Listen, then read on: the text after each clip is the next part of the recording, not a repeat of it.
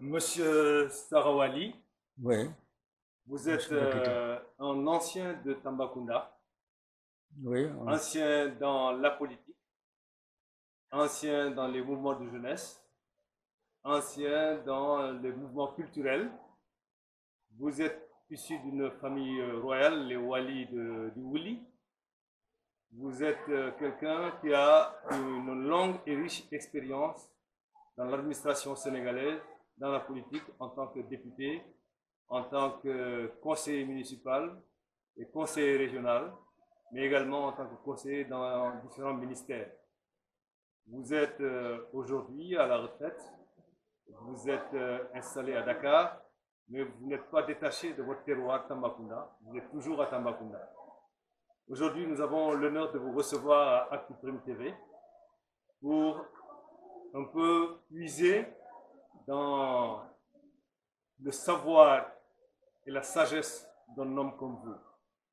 Et quand on est en face d'un homme comme vous, la première question à laquelle on pense, c'est de vous demander quel est votre meilleur souvenir de votre vie à Tambacounda et au Sénégal, ou quel est le souvenir le moins bon que vous avez. Mais nous allons commencer par le souvenir le moins bon que vous pouvez nous dire aujourd'hui et qui pourrait peut-être nous servir. Quel est le souvenir le moins bon que vous avez retenu de votre vie à Tambacounda? ouais. Le moins bon, en tant que musulman, lorsque vous perdez un parent qui vous est cher, vous êtes obligé de vous en réjouir en vous en remettant à Dieu, en disant Inna lillahi wa inna ilayhi raji'un. Nous venons de Dieu, nous retournons à Dieu. Sinon, quand j'ai perdu mon père, au moment où j'étais bien parti dans mes études, je peux dire que ce moment-là a été très dur, parce que beaucoup de questions se sont posées à moi au moment où je n'avais que 20 ans. Et la famille n'avait pas de soutien. Les aînés étaient partis en Indochine, ils étaient militaires, il y en avait qui avaient disparu, mais le décès du papa à ce moment bien précis, au moment où j'avais de bonnes dispositions pour faire de grandes études, ou pour devenir même un officier de l'armée sénégalaise, j'ai été obligé d'abandonner tout, de renoncer à mes études et de rester à la maison, de réfléchir et de voir comment une famille comme la nôtre peut être prise en charge au moment où les moyens sont très très réduits. J'ai abandonné tout et je m'en suis remis à Dieu, qui est venu à mon secours, heureusement. Heureusement.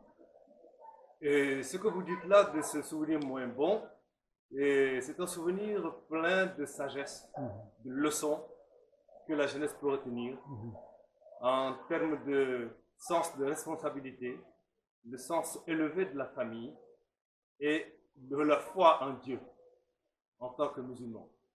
Parce que c'est le sens élevé de la famille qui vous a fait renoncer à votre cursus que vous vous étiez tracé dans le monde professionnel. C'est le sens des responsabilités qui vous a amené à faire face à de nouvelles situations qui n'étaient pas celles que vous aviez choisies. Et c'est également la croyance en Dieu qui a fait que vous avez accepté tout cela et vous avez avancé, et cela a débouché sur une autre vie qui a été celle que vous avez vécue. Et justement, nous voulons que vous puissiez faire profiter les Tambacoundois des expériences et des bonnes expériences de cette nouvelle vie, Et aujourd'hui, on va commencer d'abord par évoquer l'un de vos meilleurs souvenirs de cette époque-là.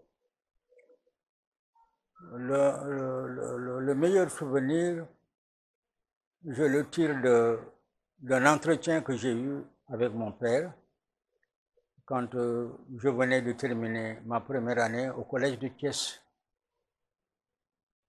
Ayant constaté que pendant les Magal, l'école se vidait de tous ses élèves. On était tous des internes, sauf quelques-uns, mais la plupart étaient des internes et c'était des musulmans. Lorsque le Gamou était organisé également, tous partaient au Gamou et moi, je restais seul à l'école avec les professeurs et avec les non-musulmans. J'ai pensé que cette solitude-là ne débouchait pas sur des lendemains heureux. Et à mon retour de vacances, j'ai demandé à mon papa l'autorisation d'embrasser l'islam. Il m'a dit, tu veux embrasser l'islam? J'ai dit, avec votre permission, je voudrais embrasser l'islam. Il m'a dit, je t'autorise à aller chez un marabout qui s'appelait Ibrahima Marega et de lui dire de ma part de te convertir. Moi, je ne suis pas un musulman. Je suis le fils du premier fils du dernier roi du Wuli. Nous avons des traditions dont je suis le gardien, mais je reconnais qu'un jour viendra où c'est l'islam qui va triompher, tout le monde entrera dans l'islam. Je veux que tu sois parmi ceux-là. Ça, je m'en souviens comme un de mes meilleurs souvenirs. D'être entré dans l'islam à l'époque et de venir à la maison avec une bouilloire à la main. Alors qu'en dehors de nos mamans, aucun homme, personne ne priait à la maison. Il n'y avait pas de musulmans en dehors des étrangers. Et le marabout m'a réconforté, il m'a dit, quand des membres de la famille de ton père qui m'a reçu ici, parce qu'en tant que premier habitant de Tambacounda, Tambacounda n'existait pas. C'est le village, il y avait un village qui s'appelait Tambacounda. Le chemin de fer est passé à côté, il a pris le nom de ce village. Et ce village a changé de nom, il est devenu Tambasossé. Alors, donc quand mon papa est arrivé là-bas, il n'y avait pas d'habitation, il a été obligé de construire un hangar pour y loger sa famille. Alors, être membre d'une famille de cette ancienneté à Tambacounda, c'est réconfortant. Et devenir musulman à l'époque, au moment où personne à la maison parmi les membres de la famille, parmi les hommes, n'était encore musulman, de compter parmi les tout premiers musulmans de la famille Wali, ça me réjouit. Voilà. Là, ça nous amène à parler donc, de cette famille royale Wali du Wuli. Alors, vous dites que vous êtes issu d'une famille royale. Parlez-nous un peu de cette famille royale. Elle existe depuis quand et comment était-elle organisée? J'ai toujours dit que c'est toujours gênant de parler de choses dont on est concerné. Parler de la famille, ça suppose d'abord un esprit d'impartialité. Et on n'a pas été exemplaires sur tous les plans. Les gens qui règnent en général, très souvent, ils règnent pour eux-mêmes. Et moi, j'ai été à l'école occidentale. On a été un peu marqué par le vocable de la démocratie. Cet équilibre-là n'existe pas dans les familles royales. C'est toujours l'épreuve de force. L'épreuve de force. Et dans ces familles-là, nous n'avons pas été toujours exemplaires. On n'a pas été toujours exemplaires. J'ai participé à des activités que j'ai partagé avec le deuxième chef de canton du Wouli, les opérations de recensement, au cours desquelles je n'ai pas apprécié le comportement de ma famille. Quel était ce chef de canton-là? Ce comportement, c'était... Le chef de canton, c'était qui? Ce comportement, c'est la façon dont les populations étaient écrasées, dont la crainte qu'avaient les gens de cette famille. Lorsque vous régnez dans la crainte, avec des populations que vous dirigez, la joie n'est pas très grande. La joie que vous en tirez n'est pas très grande. L'intérêt matériel, oui. L'orgueil personnel, oui. Mais je n'ai pas aimé ça. Il faut dire qu'à l'époque, la monnaie, l'argent, n'avait pas encore fait son apparition dans son ampleur d'aujourd'hui. Quand j'ai commencé à travailler, lorsque mon papa m'a autorisé à entrer dans l'islam, à Tambacounda, le kilo de riz coûtait 35 francs. Et le kilo de viande coûtait 100 francs. Et quand j'ai embrassé l'administration coloniale à l'époque, il fallait dire l'administration coloniale, puisque un enseignant recruté en 1954, en fin 53, fin 54, a fait partie de l'administration coloniale. Alors, cette époque-là, on n'était pas tellement habitué à l'argent. Et moi, j'avais appris donc à ne pas aimer l'argent, à trouver dans l'argent quelque chose de dangereux, qui pouvait conduire à toutes sortes de déviations. Lorsque mon papa et ma maman m'envoyaient de l'argent alors que j'étais élève au collège, je m'organisais pour mettre leur argent dans 2 enveloppes différentes en mentionnant leur nom. Et pendant 9 mois, du mois d'octobre au mois de juin, je gardais cet argent-là. Et pendant l'hivernage, je retournais ça à mon père et à ma mère, en leur disant que Tambacounda ne connaît pas d'électricité.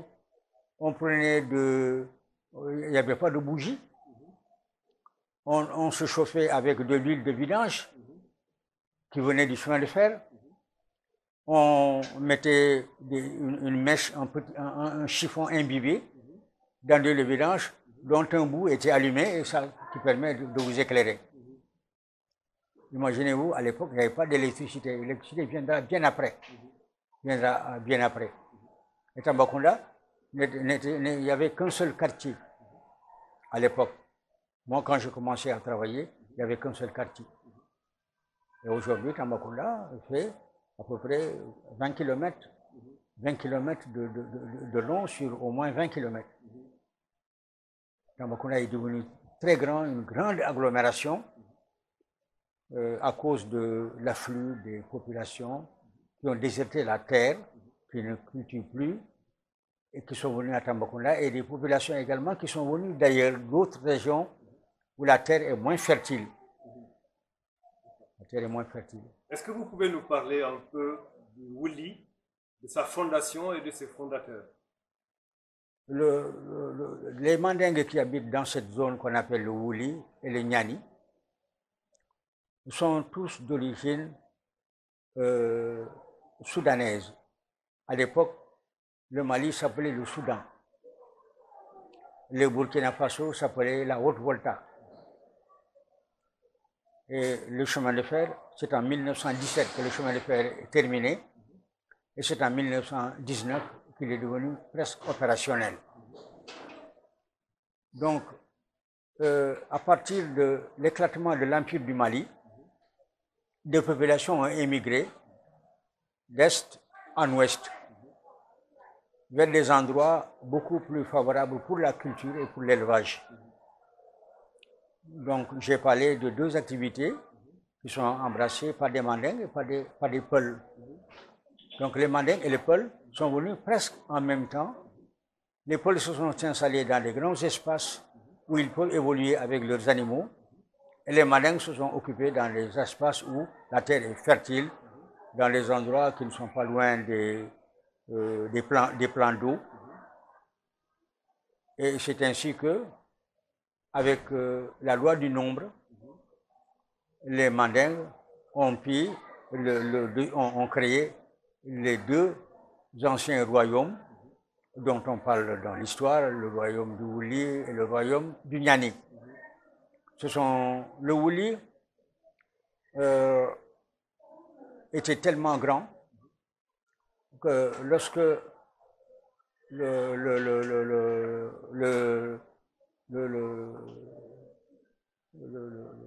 la France a pris possession du pouvoir entre les mains du roi du Wuli et entre les mains du roi du Nyani, c'était en 1887.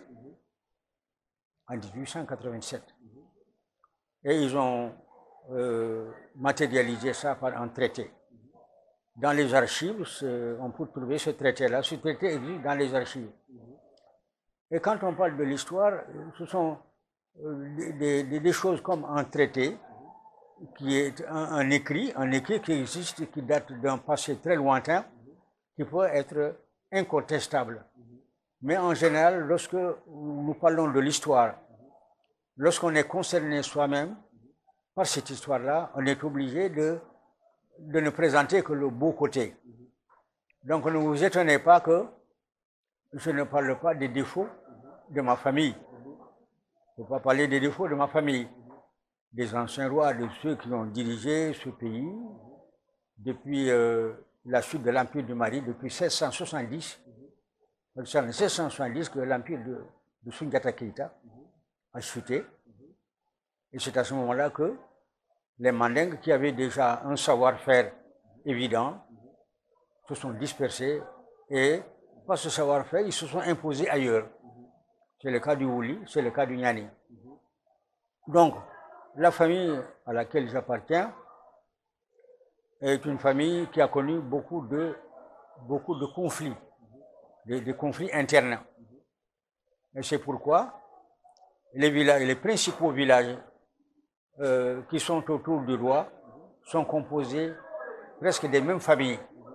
Quand vous allez à Sinwouli, quand vous allez à Seworo, quand vous allez à Madjankunda, quand vous allez à Fadiakunda, jusqu'à Bantundi, qui se trouve en Gambie à l'heure actuelle, que la Gambie n'existait pas.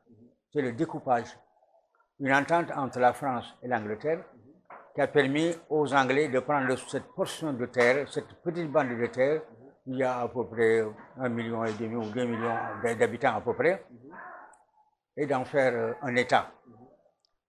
Et le Wuli, ainsi, a été, comme il était très grand, il jouxtait la région de Kédougou, il jouxtait Kédougou, il jouxtait, il faut même dire la Guinée à l'époque, la Guinée à l'époque. Bon, il jouxtait dans le nord le royaume du Fouladou, le royaume du Fouladou. Et du Fouladou, je ne retiens que la personnalité de Moussa Molo, avec qui avait de très bonnes relations avec ma famille.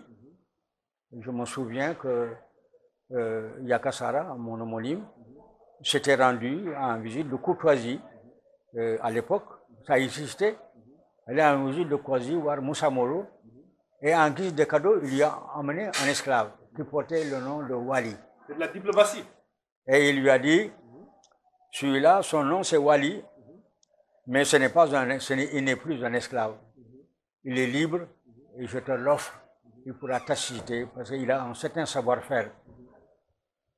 Et Moussa Molo a donc, lui aussi, en retour, donné quelqu'un à Yakasara qui s'appelait Keita Diao, qui est du Fouladou, qui a accompagné mon père, qui a été son palefrenier. Il l'a pris comme palefrenier, mais pas comme un esclave. Il l'a pris comme palefrenier. Il y avait donc une certaine entente autour de nous, entre le Wuli et le Nyani, entre entre le Wouli et le Fouladou au nord,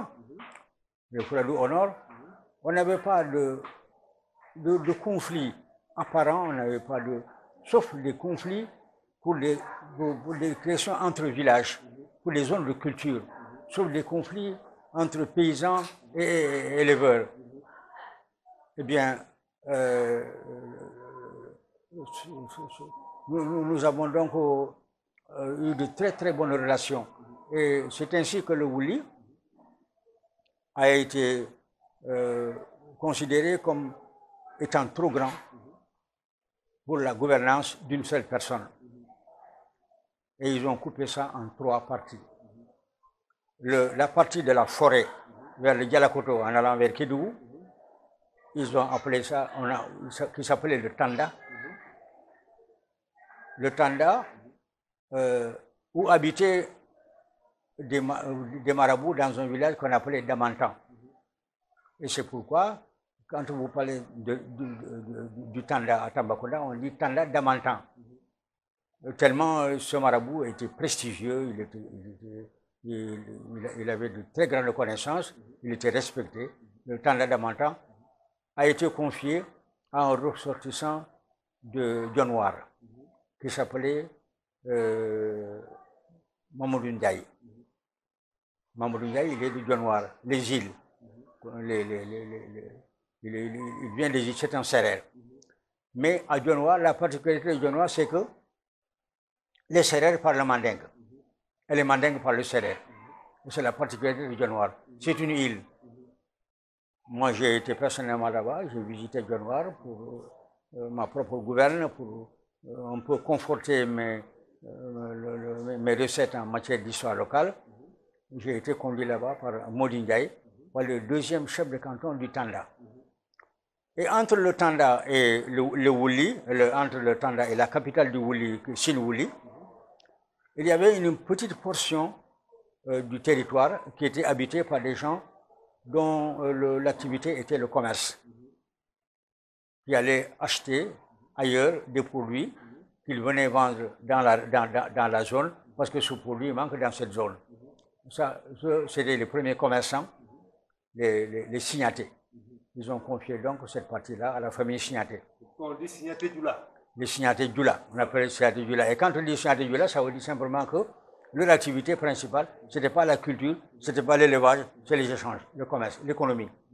C'est eux que nous avons connus comme les premiers commerçants, n'est-ce pas, dans cette zone.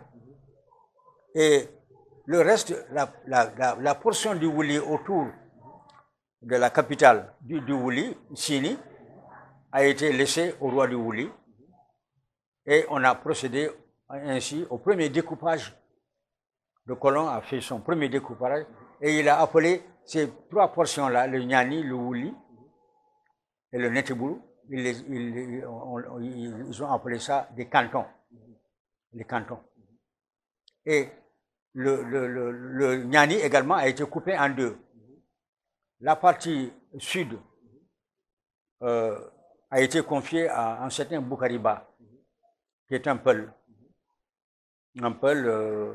certainement d'origine du Fouta, qui venait du nord, mais les Peuls qui sont venus du nord et qui sont installés à Makokoli-Bantan parlent le mandingue aussi. Il y en a même qui ne comprennent plus le Peul. C'est le cas de Lamine Ba, le professeur Lamine Ba, il ne comprend pas le Peul, il ne parle que mandingue. Et quand vous dites de quelqu'un, vous appelez quelqu'un Lamine Ba, tout le monde sait que celui-là, ce n'est pas un mandingue. C'est pas un mandingue.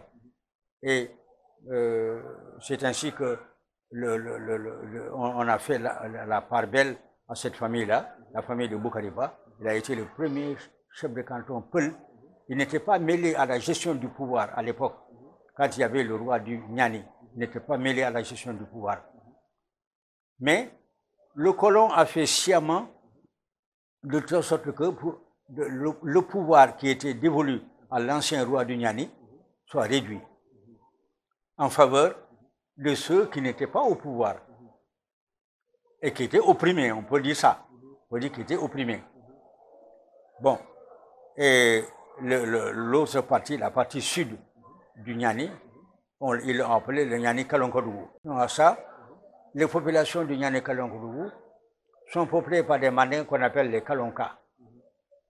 Kalonka. Ils parlent le mandin, mais avec un certain accent. Ils parlent le mandin, mais avec un certain accent. C'est comme au Mali, vous trouvez des Bambara, vous trouvez des Khassonké, vous trouvez des mandins. Ce sont des nuances.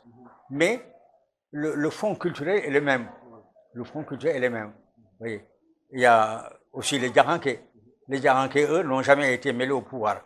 Eux, lorsqu'il y avait des batailles, le Djaranké disait que lui, il se contentera de construire la muraille. Mais il ne participera pas à la bataille. Il n'utilisera pas de fusil, il n'utilisera pas de fronde, il n'utilisera pas de flèche. Le Djaranké, lui, ce qui compte pour lui, c'est sa tablette, c'est l'islam, rien que la religion, c'est vraiment les gens les plus paisibles, les Djaranké. Mais qui ont une connaissance de l'islam qui est reconnue à travers le monde. Les Djaranké, à l'heure actuelle, comptent parmi, ont des érudits. Ils sont les érudits parmi. Il y en a qui sont morts, bien entendu. J'en ai gardé dans la mémoire, mais il y en a qui sont encore vivants parmi les plus jeunes, mais qui ne sont pas connus parce que eux, ils n'ont pas créé des confréries. Ce sont les Khadr. Ils n'ont pas créé des confréries comme Tivaouane et Touba. Ils n'ont pas créé des confréries comme tout récemment Madina Gounass. Madina Gounass, qui est une confrérie tidjane, qui a été créée à Tambacounda par un Peul, qui ne parle pas le Peul du Fouta, et qui n'est pas sérère non plus, qui ne parle pas Peul, qui ne parle pas sérère, qui ne parle pas Wolof. Alors, pour faire la différence, pour avoir une certaine autonomie sur le plan linguistique, ils ont créé leur propre tariqa. Ce sont des Tidjanes, ils sont tous issus du Maroc. Ce sont le Cheikh Tidjane, Cheikh Ahmed Tidjane, le fondateur du Tidjania. Eh bien, eux, ils ont créé également leur branche à part. Chez les Mandingues, bon, ce sont les Djaranké qui sont nos marabouts. Ce sont des Khadr. Ils sont les disciples d'Abdul Khadir Djeilani. Alors, donc, voilà comment ils ont créé le premier découpage administratif entre ces deux royaumes. Le Kalankadougou était dévolu aux Kamara. Les Kamara étaient les rois du Niani. Les rois du Niani. Et le plus célèbre que je connaisse, c'est Mansa Kimintan. Il y a eu deux Mansa Kimintan. Mais le plus célèbre d'entre eux, c'est Mansa Kimintan. Ce sont des gens très braves qui ont eu très souvent maille à pâtir avec le Jolof. Parce que le Niani fait tampon entre le Wouli et le Jolof. À l'époque, il n'y avait pas de conflit de grande ampleur entre les différents royaumes, parce que l'armement qui était disponible à l'époque pour faire la guerre, la destruction massive, ça n'existait pas. Ce sont des fusils de traite fabriqués par des forgerons. Et chaque fois que vous tirez une ou deux fois avec un fusil de traite, en y mettant de la poudre de canon, en y mettant un siphon, n'est-ce pas, là où vous déclenchez, n'est-ce pas, le percuteur, vous tirez une fois, la deuxième fois, le canon éclaté, il faut changer de fusil. Et très souvent, il n'y a pas beaucoup de fusils. On fait recours aux flèches, les flèches empoisonnées. On fait recours à la fronde. On fait recours également à la jeunesse qui s'occupe d'incendier les villages adverses. Donc, il n'y avait pas eu à l'époque, à ma connaissance, à la connaissance des quelques renseignements que j'ai pu obtenir auprès des sages, il n'y a pas eu de conflit de grande ampleur entre le Niani, le Wouli et le Fulani. Il y avait avait une armée d'abeilles dans le Niani. Oui, c'était une armée défensive. Ils se défendaient, ils n'attaquaient pas. Le Niani n'a jamais pensé à conquérir le Jolof. Mais le Jolof prétendait être, parce que le Sénégal en tant que tel n'a jamais existé. En 1950 déjà, lorsque quelqu'un quittait Tamba et venait vers Kaolack, il disait « je vais au Sénégal ». Ça veut dire qu'il ne se considère pas comme faisant partie du Sénégal. Il n'y avait pas une entité géographique appelée le Sénégal qui correspond au Sénégal d'aujourd'hui. Ça n'existait pas. Le Jolof a existé, le Kayor a existé, le Saloum a existé, le Fouladou a existé, le Niani, le Niani, le Wouli, tout ça, mais aucun de ces royaumes ne pouvait se réclamer d'une autorité qui supervise l'ensemble de ces royaumes. Ça n'existe pas. Ça n'existe pas. Il y avait des rapports conflictuels dans les frontières pour des questions de champs, pour des questions de parcours de bétail, mais des conflits de grande ampleur avec destruction massive, comme on le dit en mandingue, des conflits comme il y en a eu un entre le Fouladou et le Wouli, où il y a eu beaucoup de morts. On a appelé ça turban. Turban. Turban. Ça veut dire que c'est un conflit qui avait comme pour objectif de détruire une ethnie. Une ethnie. Les Peuls voulaient détruire. Voilà, un génocide. Voilà. Les Peuls voulaient détruire le Wouli et le Wouli voulait aussi détruire les Peuls. Parce qu'en mandingue, turban, ça veut dire. Turban. Détruire la semence. C'est le génocide, turban. Détruire la semence. Voilà. Détruire la semence. Oui. Ils ont évité ça avec la sagesse de personnes qui se sont concertées et qui ont conclu un pacte. Un pacte qui fait qu'aujourd'hui, le mandingue n'ose plus jamais faire du mal à un Peul et un Peul n'ose plus jamais faire du mal à un mandingue.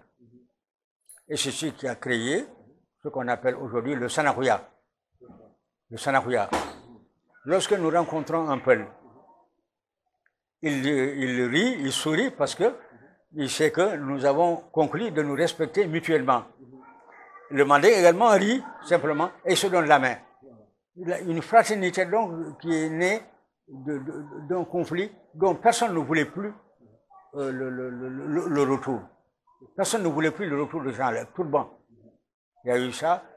Je n'ai pas de précision sur la période exacte où cette confrontation a eu lieu, mais elle a été tellement dangereuse qu'on l'avait assimilée à un génocide. On appelait ça le Turban. Le Turban. Est-ce que vous pouvez nous parler de l'histoire de Niani Bagna? Le Niani Bagna, c'est un arrangement de ceux qu'on appelle les griots chez nous. Les griots chez nous, ce sont des personnes respectables, mais c'est eux qui détiennent la mémoire de la société, qui détiennent la mémoire. Et dans leur façon, dans leur chant, ils véhiculent des messages, des messages d'encouragement en direction des Wolofs. En direction des Wolofs. Niani Bagna, lorsqu'il y a eu un conflit entre le Niani et le Jolof, il n'y a eu pas de victoire, il n'y a eu ni vainqueur, ni vaincu. Ni vainqueur, ni vaincu. Le Wolof est parti en disant qu'il est victorieux. Et le mandingue est parti en disant qu'il était victorieux. Et le chant a consisté à simplement dire qu'ils se sont trouvés dos à dos, Niani Bagna. Il n'y a pas eu de victoire entre le Niani et le Wouli. Niani Bagna, les mots ont leur sens. Niani Bagna n'a pas accepté la domination. Niani Bagna, ça veut dire n'a pas accepté la domination. Je vais raconter la même histoire pour le cas de Sundiata. Les griots, ce sont les intellectuels des anciennes sociétés, les intellectuels, des gens qui transmettaient des messages à des générations qui ne sont pas encore là, mais dont l'avenir est très prochaine. préparer les générations à partir des valeurs d'aujourd'hui. Soundiata Keïta a été un homme d'une importance extraordinaire. Tout le monde entier, tous les historiens sont d'accord pour connaître la valeur de Soundiata Keïta. À partir du message de Kourkanfouga, un message qu'on peut assimiler à une charte. Je n'ai pas la charte avec moi, mais on n'a rien à envier à l'Europe et à l'Occident. On leur reproche de nous avoir freinés dans notre évolution. Si Soundiata Keïta, il y avait deux anciens empereurs, comme Soundiata Keïta, et il y avait des empereurs à travers l'Afrique, il y avait des anciens empereurs, mais Soundiata Keïta a pris des initiatives telles que la compréhension allait naître, le progrès en même temps. Si vous avez la possibilité de vous procurer un document sur le Kourkanfouga, vous verrez qu'il y a des valeurs là-bas qui sont aujourd'hui contenues dans les missions des Nations Unies.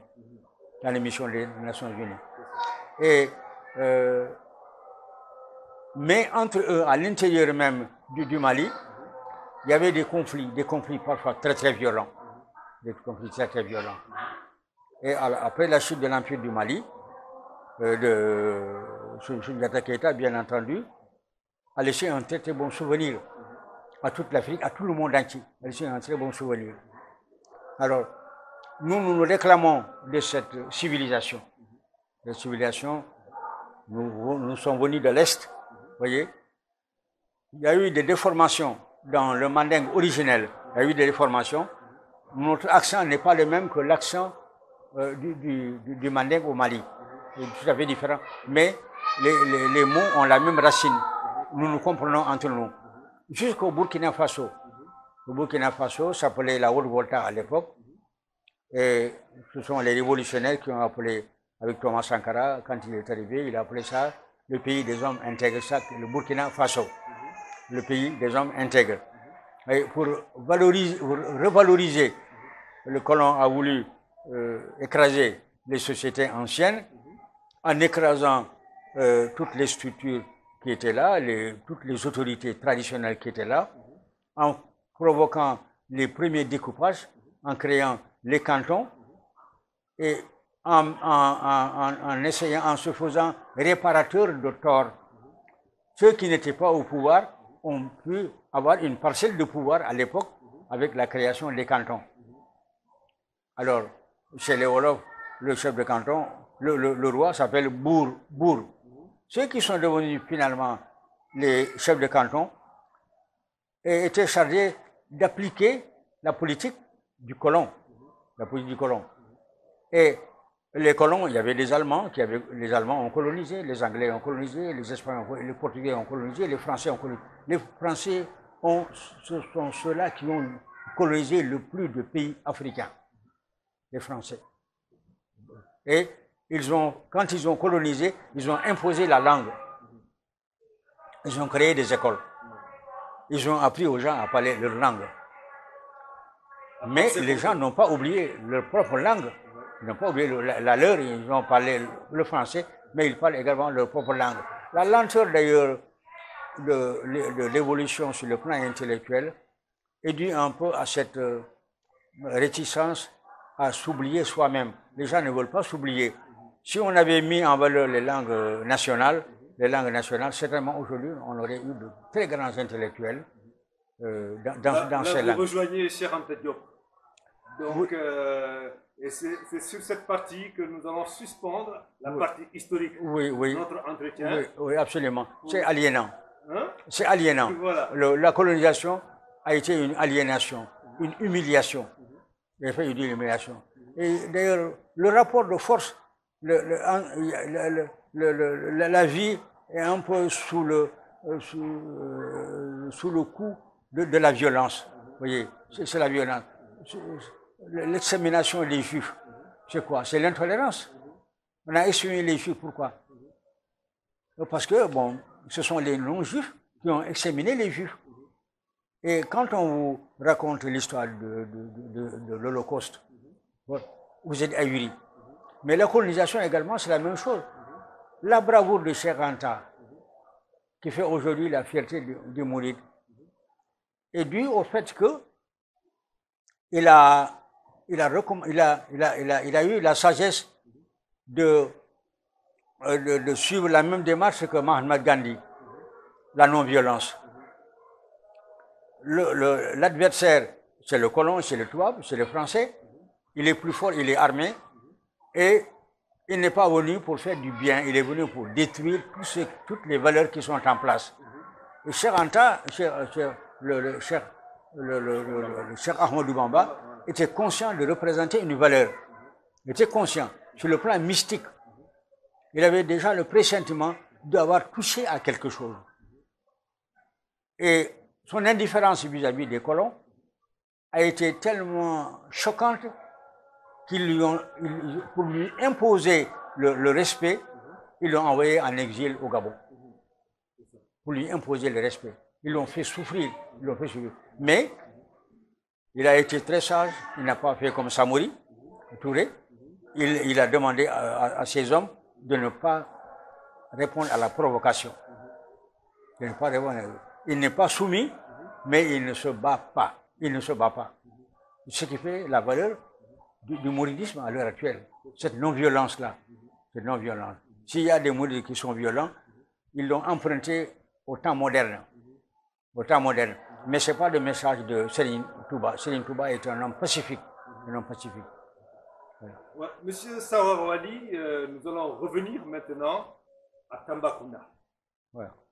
La ville de Tambacounda, la région de Tambacounda. Vous y avez été en plein dans le monde de la jeunesse et le monde de la culture. Voilà. Rien que pour aborder ces deux aspects-là, si vous faites un flashback de votre époque, de votre jeunesse jusqu'à aujourd'hui, comment vous voyez la jeunesse de Tambacounda et les activités de jeunesse, les activités culturelles? Quelles leçons tirez-vous aujourd'hui? La jeunesse de Tambacounda, à l'heure actuelle, est abandonnée à elle-même. Il n'y a pas de repère.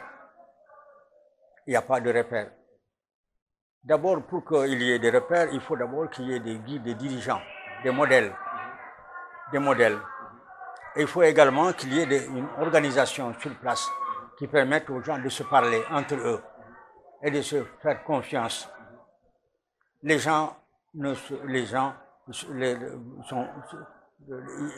n'y a pas de repère. Il n'y a pas de repère. La jeunesse, elle est abandonnée à elle-même. À l'époque, lorsque moi je prenais en charge les questions de jeunesse, j'étais enseignant, j'étais dans une école que j'ai marquée par mon passage. Je n'avais pas une grande formation pédagogique, mais j'avais un sens de la vie en commun et un sens de la communication qui me permettait de pouvoir me faire comprendre par mes élèves et de me faire aimer par mes élèves. J'étais sportif, j'avais fait la préparation militaire et j'avais réussi mon diplôme de préparation militaire. Si j'avais accepté d'aller dans l'armée, en 1954, j'aurais été sous-officier, déjà, en 1954. C'est-à-dire que j'aurais pu appartenir à un moment donné à l'état-major du Sénégal. Mais si je partais dans l'armée à l'époque, en 1954, si je partais dans l'armée, j'allais être affecté dans un endroit loin de ma famille, c'était plus important pour moi. Je préfère donc rester à la maison sans emploi, en laissant à Dieu le soin de me prendre en charge. C'est comme ça que je me suis trouvé dans l'enseignement. Et dans cet enseignement-là, j'avais, au-delà du travail pédagogique que je devais faire, j'avais fait comprendre aux enfants qu'ils avaient la responsabilité de prendre un pays en main demain. Donc, ils doivent prendre au sérieux ce qu'ils apprennent, le peu qu'ils apprennent avec moi. L'école française avait des défauts, mais il y avait quand même un cadre qui permettait de s'épanouir. À l'école primaire déjà, l'éducation physique était obligatoire. L'éducation était obligatoire. L'enseignant, celui qui doit enseigner dans la classe, doit faire l'éducation physique avec ses enfants. Donc il doit pouvoir dispenser une leçon d'éducation physique. Et après les cours, il y avait la possibilité pour les élèves d'aller apprendre un métier. S'ils ne réussissaient pas à l'école, en classe, ils pouvaient devenir maçon ou menuisier. Il y avait encore une section de menuiserie à l'école régionale et une section de maçonnerie. Pendant le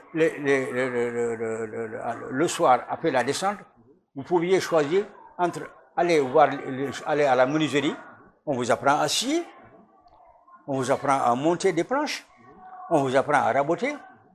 Déjà, allier l'école à l'apprentissage d'un métier. Il y en avait qui partaient, et ça permet à celui qui pouvait devenir demain un intellectuel de ne pas cracher sur les métiers manuels. Être maçon. Vous pouvez faire de la maçonnerie, même si vous êtes agrégé de l'université, dans votre maison. Si vous savez manier une truelle, il y a parfois de petits travaux que vous pouvez faire sans avoir recours à quelqu'un. Le travail de menuisier également, vous pouvez, si vous avez une initiation qui vous permet de faire de la maçonnerie, de petites réparations dans la maison, ça vous peut, ça ce n'est pas un travail dégradant, pas un travail dégradant, le travail manuel. Donc il y avait ça au niveau de l'école primaire qu'on a abandonné. Même le jardinage? Non, les gens ne font pas ils n'apprennent pas les métiers. L'éducation physique est obligatoire parce qu'il faut un corps sain dans un esprit sain. Vous voyez l'éducation populaire. Moi, je partais pour faire ma leçon d'éducation physique. Je partais en chantant avec mes élèves et je revenais en chantant. Vous voyez. Et la leçon d'éducation était une leçon complète. Une leçon complète. C'est pas tout le monde qui peut. C'est un professeur d'éducation physique qui peut donner une leçon d'éducation physique. Interroger tout le corps humain. Tout le corps humain. S'exercer de manière à pouvoir être un corps vraiment sain. Un corps vraiment sain. Et quand on arrivait après l'éducation physique, j'avais un seau d'eau à ma droite, à l'entrée de la classe, et un seau d'eau à ma gauche. Dans le seau d'eau qui est à droite, on se lave les mains avec du savon, et dans le seau d'eau qui est à la gauche, avant la fièvre d'Ebola, on se lavait les mains, on rendait les mains propres, et on entrait dans la classe. On n'entrait pas dans ma classe avec les mains sales. Et on ne montait pas avec des habits déchirés. On n'entrait pas dans ma salle de classe avec des habits dont les boutons manquent. Et c'était la classe, le silence absolu, la parole au maître et les élèves à l'écoute.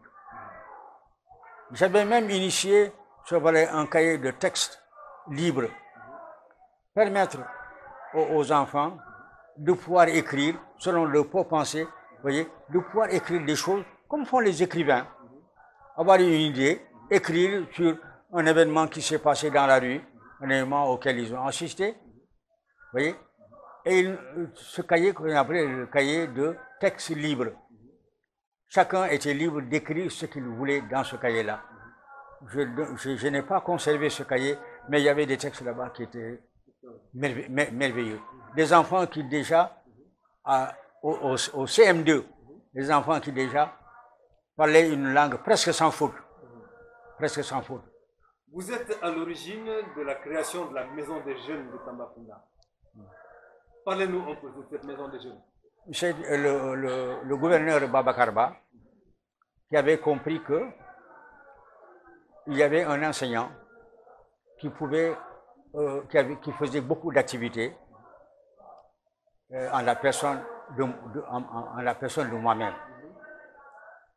Et il a fait appel à moi, il m'a dit, nous avons un secteur, il y a des enseignants, nous avons tous les ingénieurs des travaux publics, nous avons les gouverneurs, nous avons tous les grands corps déjà existés, un éducateur de la jeunesse, voyez, c'est-à-dire un généraliste.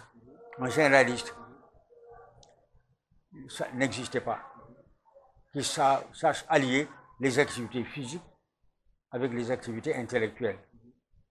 Ils m'ont donné donc le Babacarba en 1963. J'avais déjà enseigné pendant 9 ans à l'école régionale. M'a demandé de venir prendre en charge la maison des jeunes. On n'appelait pas la maison des jeunes, c'était le centre culturel. Il y avait 300 livres stockés dans ce centre culturel, mais personne ne venait lire. C'était un centre culturel français. Oui, des œuvres d'une beauté admirable. J'avais même parmi les enfants autour de moi quelqu'un qui avait pris le nom de Balzac. Tellement il lisait dans la bibliothèque, il a pris le nom de Balzac en lisant les textes. On lui a demandé comment il m'a dit, je m'appelle Balzac. Balzac. Et il est connu à Tamba. Ah, il est connu à Tamba, Balzac. Cheikh Traoré, il est connu à Tambacounda, il s'appelle Balzac. Il a un de ses fils qui est enseignant, qui est au lycée, qui enseigne. Il a porté le nom de Balzac. Parce qu'il a pris l'amour de la lecture dans ce centre culturel. Alors, quand on allait au centre culturel, c'était un grand hangar. Ce grand hangar-là, à l'époque, comme il y avait un ingénieur du nom de Mansour Gueye, qui était géomètre. Il y avait un Robert Sagna, qui était le chef de service des travaux publics. Il recevait des crédits qu'on appelait les crédits de grosse réparation. L'administration recevait, chaque fois qu'il y avait des travaux de réparation ou d'entretien, de petits travaux dans la région, le gouverneur pouvait ordonner, dans le cadre, dans le respect des crédits disponibles, de faire tel ou tel travaux. J'ai demandé que le hangar qu'on m'a donné, qui était un centre culturel, soit transformé en une maison des jeunes. On l'appelait plus centre culturel, une maison des jeunes. Ils m'ont dit, en faisant quoi? J'ai dit, je voudrais avoir une façade sur laquelle il y a un bureau, un secrétariat, et à gauche, je voudrais avoir une salle de lecture où je peux ranger les livres et inviter les gens à venir lire avec des placards. Et comme le centre culturel comprenait une très grande salle, recouverte de fibrociment, j'ai demandé que cette grande salle-là puisse servir de salle de spectacle. Et salle de spectacle, ça veut dire qu'il faut créer au fond une scène. Une scène. Alors c'est moi qui ai donné le plan. Et derrière maintenant, créer des dortoirs pour les visiteurs, pour les autres, les gens qui viennent qui viennent de Dakar, les étrangers qui viennent de Dakar, ils n'ont pas où loger. On leur a créé 2 chambres avec des toilettes. Alors cette configuration-là, quand on a enlevé la toiture du grand hangar, j'ai demandé qu'on en fasse un préau. Donc vous pouvez assister à un spectacle, et en sortant du spectacle, en sortant de la salle, vous avez le sentiment d'être toujours dans le cadre de j'ai appelé ça la maison des jeunes. C'est ça qui existe à l'heure actuelle, cette maison des jeunes. Mais, quand j'ai été nommé en 1973 député à l'Assemblée nationale, j'ai été remplacé par quelqu'un. Je n'ai pas voulu retourner là-bas pour ne pas avoir de leçons à lui donner. Laisser prendre des initiatives. Et à l'époque, j'avais appris, comme je touchais un peu à tout, j'avais appris à faire des pièces de théâtre. Je faisais jouer des pièces de théâtre. On organisait des spectacles. On ne faisait pas que la danse à la maison des jeunes. On jouait des pièces de théâtre sur des thèmes bien précis. Bien précis. Alors, donc, cette vocation-là a été perdue et on invitait les gens à faire des conférences, de grandes conférences à la maison des jeunes. Cette vocation de la maison des jeunes a été perdue de vue. La jeunesse à l'heure actuelle est abandonnée à elle-même. C'est mon sens, hein. Ça peut être le contraire, mais quand je les vois sur les Jakarta en train de faire des larcins dans la ville, je ne reconnais pas la jeunesse de Tamba. Je ne la reconnais plus.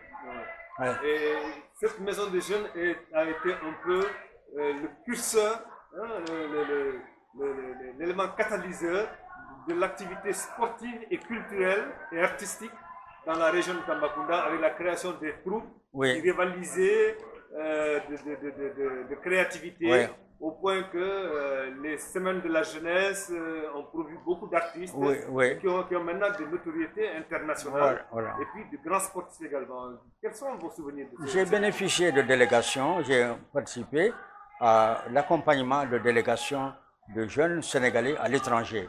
Les festivals à l'époque qui avaient été organisés à travers le monde, à Helsinki, un peu partout, eh bien, ces festivals-là, nous y avons participé et on m'a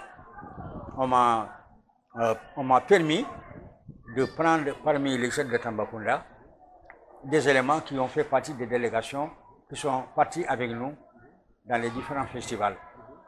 Dans le dépliant là, il y a les différents festivals auxquels j'ai participé.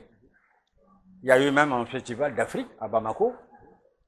Et ce sont des occasions d'échanger de points de vue sur la façon de conduire la jeunesse d'un pays à un autre. C'est ça le sens des échanges à l'époque.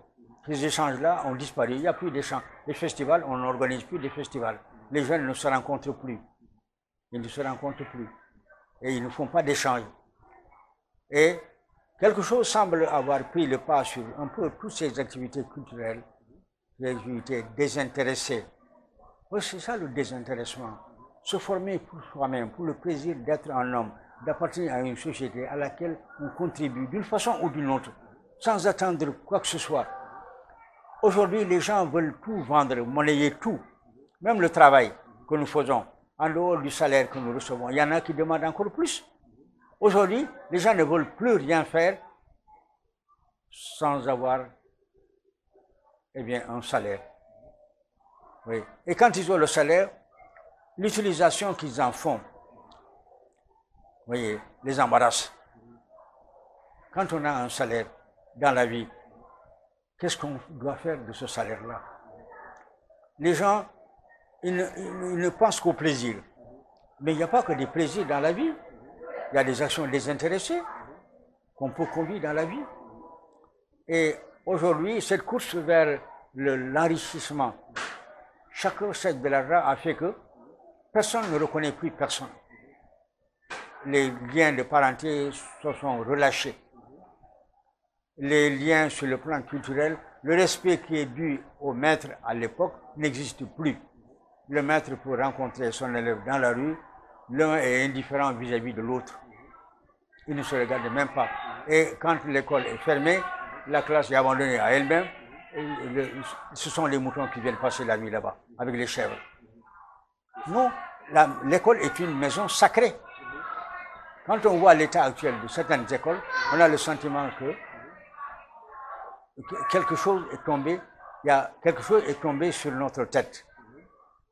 On a le sentiment qu'il y a une catastrophe qui s'est produite. Vous voyez, l'état actuel, l'état de délabrement de l'école. L'école ne bénéficie pas du respect qu'elle mérite. L'école, c'est un lieu de formation de l'homme. Et comme vous parlez un peu comme Senghor, de l'homme et de tout l'homme.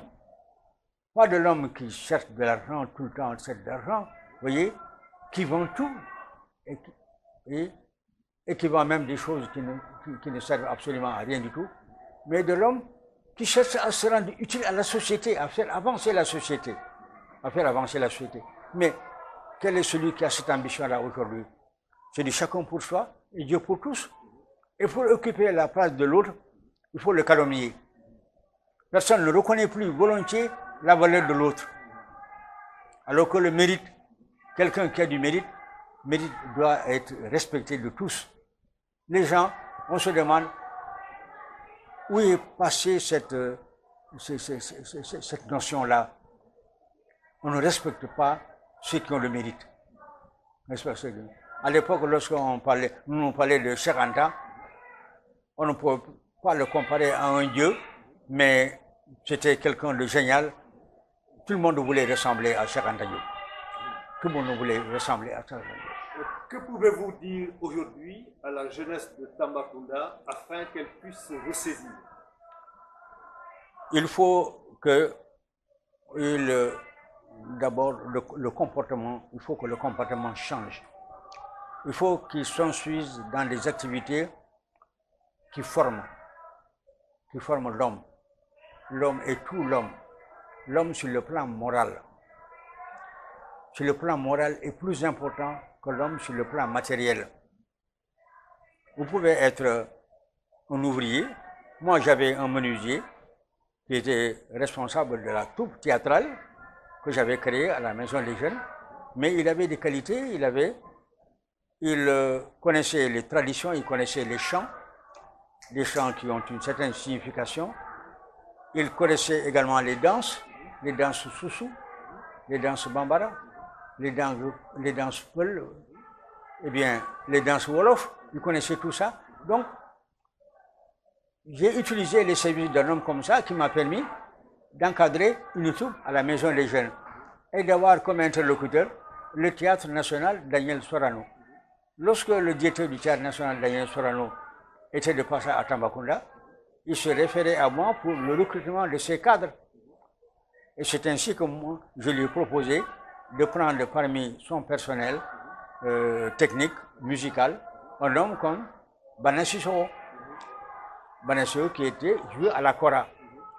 On a laissé disparaître toutes ces grandes virtuoses, des grands joueurs de Kora, comme Tiemoro Sissoro, n'est-ce pas, dont on disait que quand il mettait sa Kora dans la chambre, la nuit, vous entendiez encore sa voix. Vous entendiez encore sa voix. Tellement il était un génie sur ce plan-là. Il y avait des batteurs de tam-tam, les Dougou Fofana, les Djembe Fofili. Il y avait des grands batteurs comme ça, qui avaient des enfants qui avaient été formés. On a laissé disparaître on a laissé partir tous ces gens-là. Or, aujourd'hui, ce sont les artistes qui sont devenus des millionnaires, des milliardaires. Lorsque vous voyez Youssou Ndour évoluer, c'est tellement admirable. Il ne transpire pas, il ne danse pas, il ne fait pas de gestes obscènes. Vous voyez, tous ces gestes sont mesurés et de qualité sur le plan moral, et il sait où il va. Il sait où il va.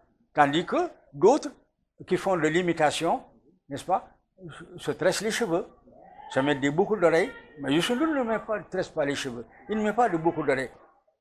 Maintenant, nous allons essayer de parler un peu de politique à Tambacounda. Vous avez été député, conseiller municipal et conseiller régional. Aujourd'hui, quel est le regard que vous jetez sur le monde politique à Tambacounda? J'ai abandonné la politique en 2000. J'ai abandonné la politique en l'an 2000 parce que je ne me reconnaissais plus dans le comportement des hommes politiques. D'abord, moi je suis entré dans la politique comme un étranger, puisque ma vocation c'était l'éducation. Or, vous ne pouvez pas demander aux hommes politiques de faire de l'éducation à l'heure actuelle. Même l'éducation idéologique n'existe plus sur le plan politique.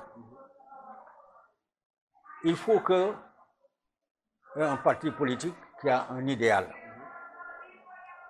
à partir duquel il puise un programme de développement de son pays. Il faut promouvoir la formation des cadres, la formation de ces cadres. Sur la base de quoi on forme aujourd'hui la jeunesse. Les jeunes qui vont faire de la politique ne reçoivent pas de formation. Ils vont dans la politique comme on va dans un brouhaha. Ils n'ont pas de repère.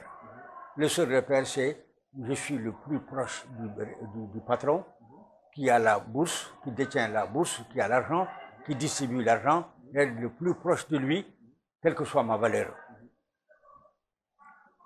Alors que, en politique, lorsqu'on entre en politique, on doit avoir un idéal, savoir où aller, avoir une certaine formation. À défaut d'avoir une formation générale, une grande culture générale. À l'époque, lorsqu'on parlait de formation politique, de formation idéologique, on n'avait pas besoin d'être un agrégé pour faire de la formation politique. Il faut simplement aimer c'est une question de cœur, de volonté, d'attachement à son pays. Savoir qu'est-ce que son pays, aimer son pays, savoir où on doit le conduire et comment on doit le conduire. Et comment on doit pas, chacun de nous doit participer à la conduite de ce pays, chacun à sa manière, selon le moyen dont il dispose. Eh bien, aujourd'hui, en politique, on vient en politique pour avoir quelque chose, pour avoir un salaire. Il faut avoir quelque chose. On est payé pour l'activité que l'on mène. Moi, quand je suis venu en politique, c'était par accident. On avait besoin, quand je suis devenu conseiller municipal, le premier conseiller municipal de Tambacounda a été dirigé par Cheikh Mamadou. C'était un ouvrier du chemin de fer. Ce n'était pas un intellectuel, ce n'était pas un cadre, un intellectuel. Mais quelqu'un qui était très aimé de la société, qui aimait la ville. Il ne parlait pas Bambara, il ne parlait pas Peul. Mais il était tellement ouvert, tellement généreux, que les gens l'ont aimé, on l'a porté à la tête. Il est devenu le premier ministre de Tambacounda, Cheikh Mamadou. Un Cheikh Mamadou à la tête de la mairie de Tamba. Un Cheikh Mamadou à la tête de Tambacounda, il faut avoir des qualités morales, grandes qualités morales. Il a pris d'abord comme pied à terre la famille Kanté, derrière le dépôt, là où on garde les locomotives. Voilà, la famille de Fadi Kanté. C'est là où il tenait toutes les réunions. Il était un des fondateurs du BDS, un des accompagnateurs du président Senghor. Toutes ces réunions, il les faisait là-bas parce qu'il sait que ce sont, comme disent les Wolofs, les Lakakat. Eux, ils ont une certaine conception de personne. Ils se respectaient. Alors donc, il a pris comme Djatigui, comme on dit, comme Djatigui, Fadigi Kanté, qui était un grand notable de Tambacounda, muet, qui ne parle pas, généreux jusqu'à l'os, voyez, mais dont la femme était une femme ouverte à la société. Donc, il convoquait les réunions à la maison là-bas, et tout le monde répondait à ces réunions. C'est comme ça que le BDS a été le premier parti à Tambacounda, sous l'impulsion du président Senghor. Et moi, sans être BDS, j'ai été investi parce que je pouvais le servir de secrétaire. Ils m'ont pris, ils m'ont investi, mais comme j'étais le plus jeune du collège électoral, j'étais le plus jeune, ils m'ont mis suppléant. Suppléant de qui? De Kadiali Diakité. Kadiali Diakité, qui est l'oncle de celui qui me tend le micro à l'heure actuelle. Non, c'est mon grand-père. C'est son père. C'est mon grand-père, c'est son grand-père. Voilà. Alors, j'étais son suppléant, il est mort pendant les élections. Quand il est mort pendant les élections, j'ai été donc investi à sa place comme conseiller municipal. Et j'étais secrétaire du conseil municipal. Secrétaire chargé de prendre sur papier toutes les paroles qui ont été prononcées au cours des différentes réunions. C'était ça mon rôle. Et je ne cherchais pas autre chose là-dedans. On n'était pas payé, il n'y avait pas d'indemnité, il n'y avait absolument rien du tout. Donc, en venant à la politique, ce n'est pas nécessité, on avait besoin de moi pour le tenir le secrétariat. Et chemin faisant, c'est Mamadou, à son départ, quand il a abandonné la direction du parti, Senghor a désigné, parmi ses premiers ministres, il a désigné un certain Madi Sissoko, dont il a fait un ministre d'État, finalement, chargé même de la suppléance du chef de l'État. Ce Madi Sissoko, à Tambacounda, faisait de la politique. Moi, je n'étais pas avec lui, je n'étais pas non plus contre lui. Voyez. Donc, cette neutralité-là m'a permis, à l'occasion d'un entretien avec le président Senghor, en 1973, dans son bureau à la présidence, ça m'a permis de me révéler un peu à tout le monde et au président Senghor en premier lieu. Quand il y avait beaucoup d'histoires à Tambacounda, les gens se battaient, on se jetait des pierres, on cassait les voitures, on tranchait avec des coupes. Senghor a demandé qu'on arrête ça. Ce n'est pas une bonne tradition que les gens se battent. Après chaque réunion, les gens se battent et se jettent des pierres. Et il nous a convoqués à une réunion de réconciliation.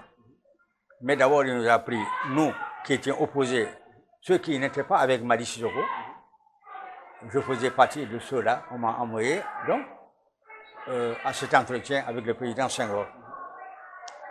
Et au cours de l'entretien, tout le monde, et Moussa Diallo était à ce moment-là l'homme politique qui était opposé à Madi Sissoko. Les gens voulaient de Moussa Diallo à la place de Madi Sissoko. Ou bien de Modi Ndiaye, qui était le chef de service de l'ONCAD. Il voulait de ces gens-là après de Madi Sissoko. Et Madi Sissoko, qui était très très puissant, n'entendait pas ça de bonne oreille et il écrasait les gens. C'était des histoires, on frappait les gens, on organisait le Kankourang et on frappait les gens et même on entrait dans les maisons d'autrui. Et ça, c'est des choses, et comme moi, je suis pour la justice. Lorsque tout le monde a parlé et que tout le monde lui a promis que désormais il n'y aura pas de bagarre, j'ai dit que le président Senghor a levé la séance et j'ai été parmi les premiers à me lever. Il m'a dit de m'asseoir. Je me suis assis. Il m'a dit, il faut que tu parles. J'ai dit non, je ne parle pas. Dans la tradition mandingue, lorsque les aînés ont parlé, les jeunes ne parlent pas. Même qui ça ne leur plaît pas, les jeunes ne parlent pas. Donc Moussa Diallo a parlé,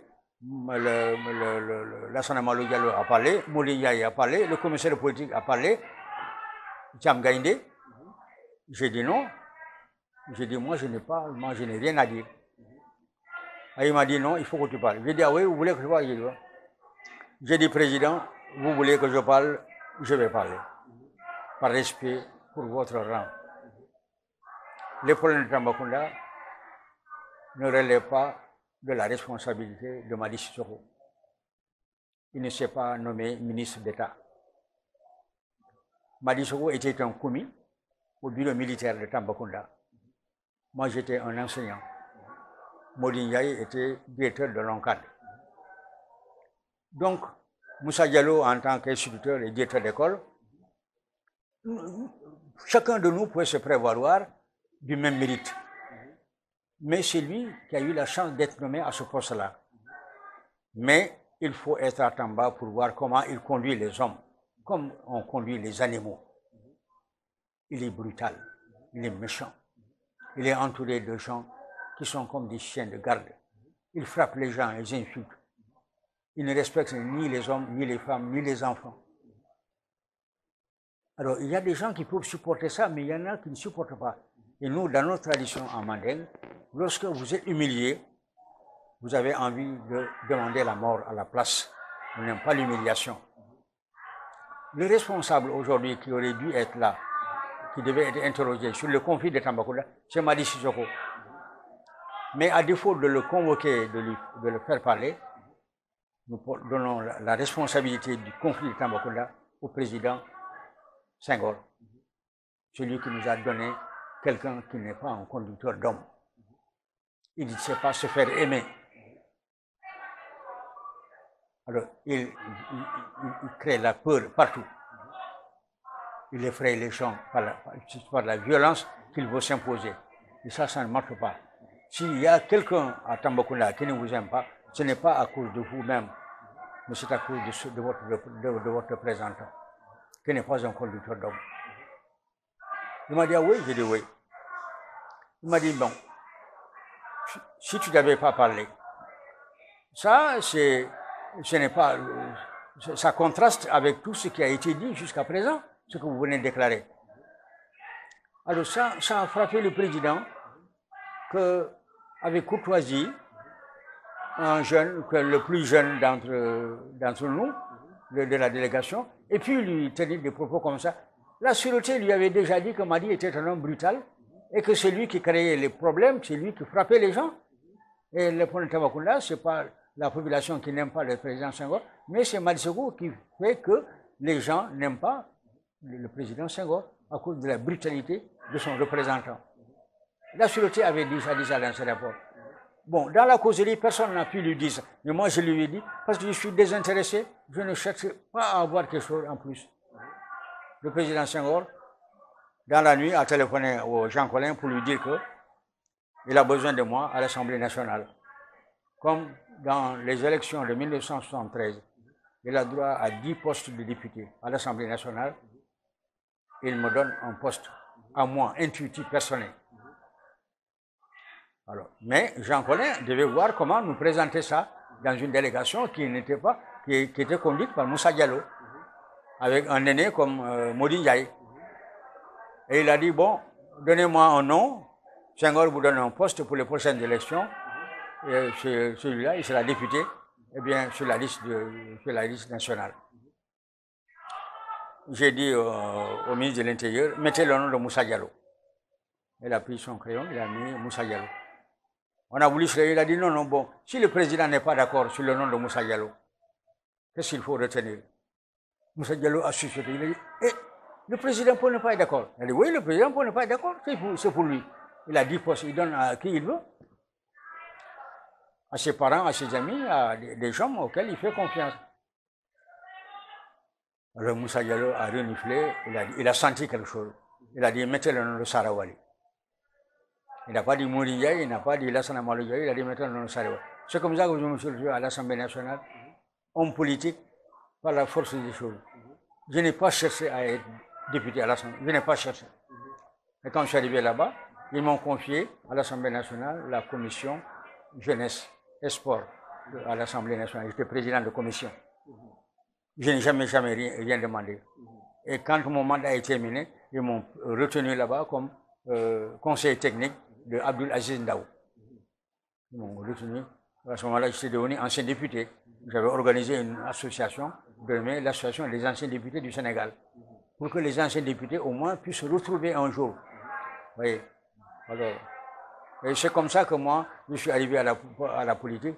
Je peux dire que je n'ai pas fait de politique. Moi, je suis un éducateur. Sur tous les plans. Je n'ai jamais eu de rapport avec quelqu'un, de relation avec quelqu'un, sans lui avoir donné un conseil sur ce qu'il doit faire ou ce qu'il ne doit pas faire. Ça, c'est une question de tempérament. Qu'il le veuille ou non, si je vois que le message ne passe pas, je m'abstiens comme Dieu l'a recommandé. Lorsque vous ne pouvez pas dire la vérité, il faut vous taire. Mais je ne peux pas ne pas dire la vérité à quelqu'un, ne pas lui dire ce qui est dans son intérêt, ce qui est le plus utile. Mais sans rien chercher en contrepartie. Vous avez aussi une expérience en tant que conseiller régional, mais surtout en tant que conseiller municipal chargé des affaires financières et économiques. Oui. Alors donc, par rapport à ça aujourd'hui, si vous regardez Tamba, voilà. Qu'est-ce que vous pouvez nous dire? Bon, je voyais venir d'ailleurs un peu le dépit. Je voyais encore venir la perte de la commune de Tambacounda, parce que la commune n'était pas bien dirigée. Elle n'était pas bien dirigée et nous n'étions pas des modèles. Nous qui étions avec le ministre Souti Touré. Bon, je ne veux pas parler du ministre Souti parce que Souti Touré a été mon élève à moi. Je l'ai eu au CM1. C'est Gorgui Diop qui l'a présenté au CM2 à l'entrée en 6e, avec Mamadou Touré, son grand frère. Souti Touré, c'est mon neveu. Sa maman est une sœur à moi. Souti Touré, je suis son parrain parce que Khalifa Traoré, qui avait beaucoup de respect pour moi, eh bien, m'avait autorisé même à avoir des pouvoirs sur sa propre fille, la première femme de Souti Touré. N'est-ce pas? Eh bien, c'est moi qui l'ai obligé c'est moi qui ai demandé à la mère de cette femme-là de la laisser rejoindre son mari. Maguette. Oui. Maguette. Jusqu'à présent, si vous lui posez la question, vous êtes dans ce ménage-là, vous le devez à qui? Elle vous dira que c'est moi qui ai demandé à sa maman qui leur ait imposé de rester dans le ménage de Souti Touré. Donc Souti Touré, c'est quelqu'un qui compte beaucoup pour moi, c'est mon neveu. C'est mon neveu. Mais je ne peux pas aller plus loin. Parce qu'en tant qu'éducateur, moi j'attends toujours quelque chose de bien de mon interlocuteur. J'attends toujours quelque chose de bien de lui. Quand il ne vient pas, je lui tourne le dos, on n'est plus dans la même direction. J'ai constaté qu'au niveau de la mairie, il y avait un problème de gouvernance. Nous n'étions pas des modèles, nous qui étions autour de nous n'étions pas des modèles. Et la chose communale ne nous intéressait pas. Bon, Et par la force des choses, en 2000, quand j'ai quitté la commune, il y a eu quelque chose de choquant qui s'est passé entre Sékou Touré et moi. On avait donc investi pour les sénatoriales dans chaque région des éléments qui étaient du pouvoir. Moi, j'avais été investi à Tambacounda pour faire partie de ce Sénat, le dernier Sénat qui a été dissous par Ablaye Wade. Quand j'ai été investi, c'est Matassi Diallo qui est venu à Tambacounda pour présider la réunion. Elle a présenté mon investiture au bureau politique, qu'il a approuvé. Après cette approbation, une semaine avant la campagne, n'est-ce pas, des sénatoriales, avant la campagne, eh bien, j'ai vu qu'on a enlevé mon nom de la liste des sénatoriales sans en informer le président de la République. Le directeur de cabinet avait enlevé donc mon nom de connivence avec le maire qui avait des dettes vis-à-vis d'un hôtelier, et qui a demandé en récompense qu'on lui donne un poste de sénateur. Les investitures étaient déjà derrière nous, on était déjà à quelques jours de la campagne. Par amitié pour Sékou Touré, le directeur de cabinet a barré mon nom, sans l'aval du bureau politique, pour mettre un autre, en la personne de Ansoumane Signaté, qui a épousé ma première fille. Vous voyez, comme, on va dire dégoûtant, oui, mais c'est pas loin de là. C'est pas loin de là.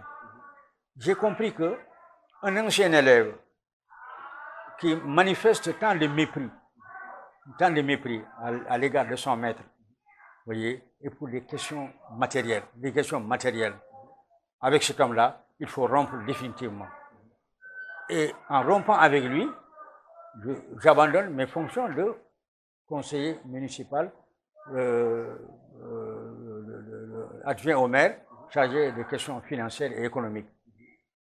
J'ai donc abandonné le parti, malgré moi, mais parce que j'ai été choqué d'avoir été maltraité par mon propre élève, par mon neveu, par mon propre ancien élève, n'est-ce pas, par mon neveu, pour les questions matérielles. J'ai été choqué, j'ai abandonné. Je ne parle plus de la politique. J'ai été choqué. J'ai envoyé une correspondance à la RTS pour dire que j'abandonne parce que je ne me reconnais plus dans le parti. Et pour le reste, je m'en remets à Dieu. Abandonné. Et je suis reparti chez moi. Et depuis lors, je ne parle pas de politique. Mais votre avis éclairé est très important pour la nouvelle génération de Tambacounda, sur la gestion de la commune de Tamba.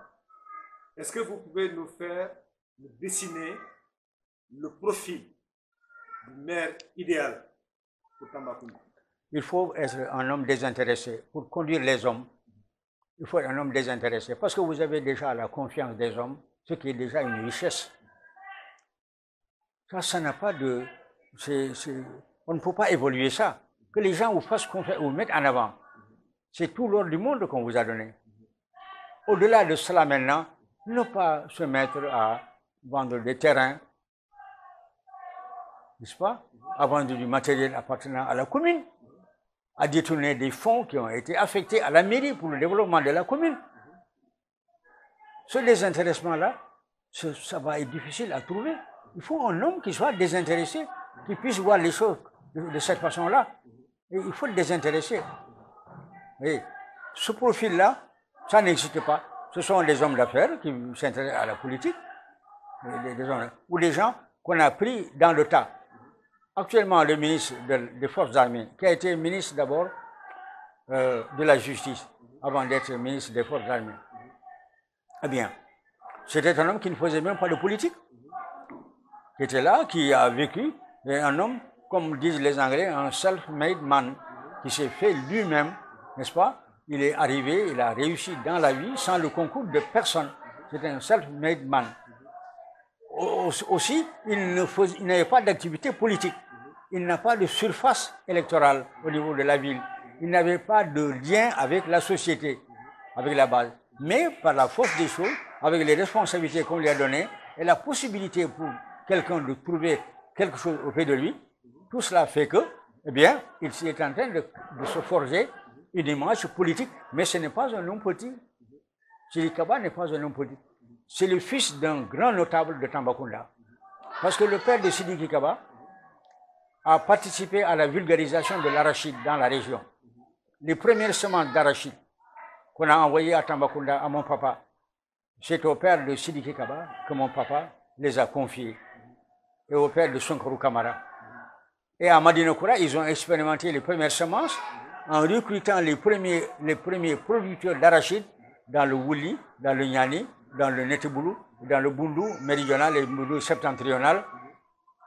Et ils leur ont appris à cultiver l'arachide à Madinokura. Les premières cultures arachidières ont été organisées par le père de Sidiki Kaba à Tambacounda.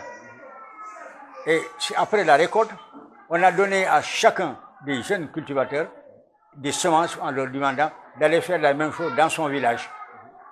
Donc c'est comme ça qu'on a propagé ça. Le reste maintenant de la production a été réparti dans des magasins qu'on a appelés des SECO. Des SECO.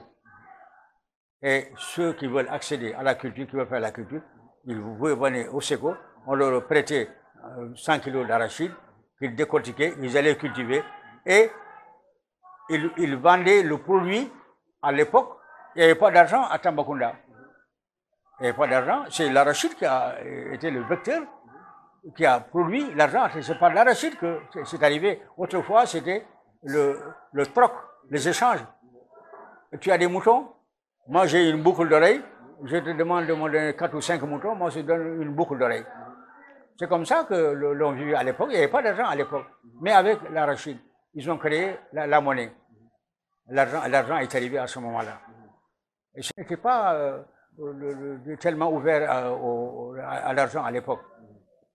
Le père de Sonkorou Kamara et le père de Sidiki Kaba ont été les premiers à organiser la culture de l'arachide dans la région de Tambacounda. Et ça donne de la notoriété.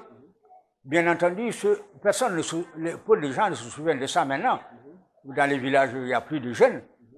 Et les jeunes sont partis. Les quelques vieilles personnes qui sont là-bas sont beaucoup plus jeunes. Vous voyez, je ne connais aucun village dans le Wouli à l'heure actuelle où vous pouvez trouver un chef de village qui soit plus âgé que moi. Il n'y en a pas. Il n'y en a pas. Tous les jeunes sont partis. Et toutes les personnes âgées sont décédées. Alors, de sorte que aujourd'hui, on assiste à un délabrement. Pour reprendre un peu tout ça, voyez la physionomie des politiciens au niveau de l'Assemblée nationale. Rien n'est interdit à personne. Tout est permis. Tous les coups sont permis. Or, tous les coups ne sont pas permis. La politique, ce n'est pas la religion, mais la politique, il y a un idéal pour faire de la politique. Il y a un idéal. La politique doit être au service de l'homme. Au service de l'homme. Quand ce n'est pas au service de l'homme, ça ne sert plus à rien du tout. Ce n'est pas une activité qui mérite d'être menée. Et du coup, ce sont les valeurs qui étaient les nôtres à l'époque, les valeurs de dignité, de désintéressement, les questions d'honneur. Ça n'existe plus. Les questions d'honneur n'existent plus. Elles n'existent plus. Alors, quel conseil donneriez-vous aujourd'hui au Tambacounda pour un meilleur avenir de cette localité?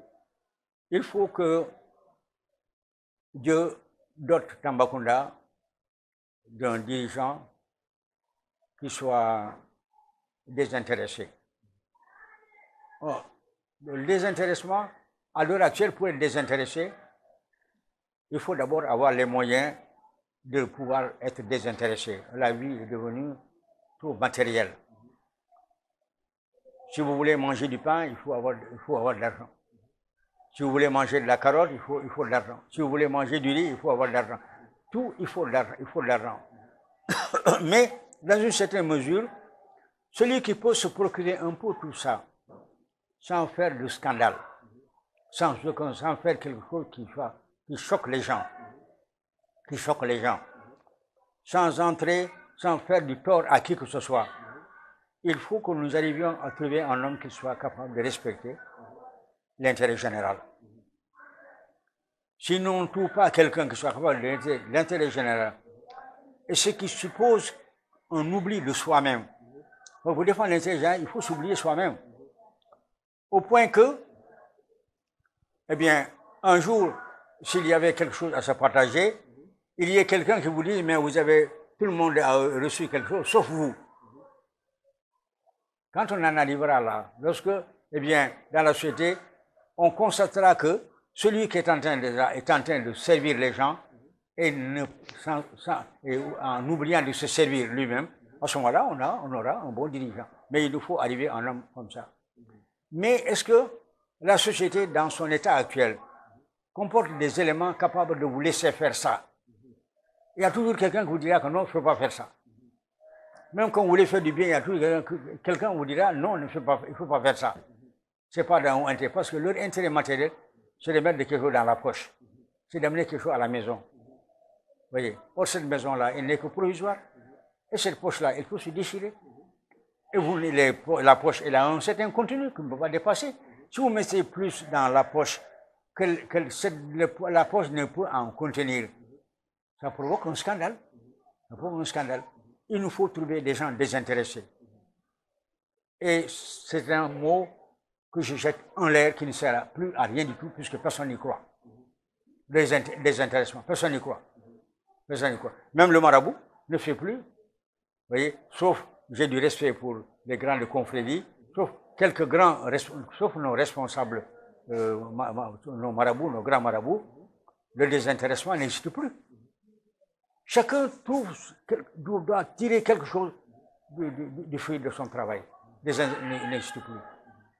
Alors, donc, Tambacounda, des dirigeants désintéressés à Tambacounda, c'est indispensable. Il faut qu'il y ait des dirigeants désintéressés. Et pas à Tambacounda seulement, il faut qu'il y en ait un peu partout. Voilà, M. Sarawali, ancien député, ancien inspecteur de la jeunesse, ancien conseiller municipal, ancien conseiller régional, doyen de la politique, de la culture, du sport, de l'éducation à Tambacounda. Nous nous sommes abreuvés de votre savoir, de votre sagesse. Nous vous remercions infiniment d'avoir accepté d'être l'invité de Actu-Prime TV. Et nous espérons vous revoir tout prochainement pour un autre entretien sur d'autres sujets.